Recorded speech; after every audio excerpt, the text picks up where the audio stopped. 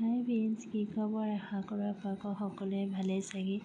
আজি ভাবিলোঁ শুকান মাছৰ চাটনি এটা বনাওঁ বুলি। এইটো আছিল চেপা মাছ। এই চেপা মাছৰ চাটনিখন খাই বহুতেই ভাল লাগে। মই আকৌ বহুত ভাল পাওঁ। ভিডিঅ'টো ভাল পালে লাইক কৰিব আৰু আহকচোন কেনেকৈ বনাওঁ দেখাওঁ।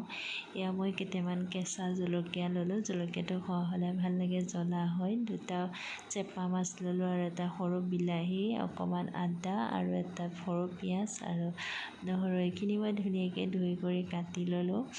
আৰু এতিয়া মই কেৰাহীটোতে অকণমান মিঠাতেল দিছোঁ। দি পেলাই মই ইয়াতে পিঁয়াজখিনি দি দিম আৰু ইয়াতে বিলাহী, আদা, জলকীয়া, নহৰু আৰু চেপা মাছটো দি এইখিনি মই ধুনীয়াকৈ অলপমান গৰম কৰি ল'ম, যাতে মাছটো সিজি যায় অকণমান।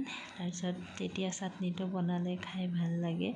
আৰু ইয়াতে আপোনালোকে বঙালী ধনিয়াও দিব পাৰিব। এইখিনি অকণমান মোৰ ভাজা হৈ গ'লে এয়া মই কাঢ়ি থৈ দিম, অকণ ঠাণ্ডা হ'ব দিম।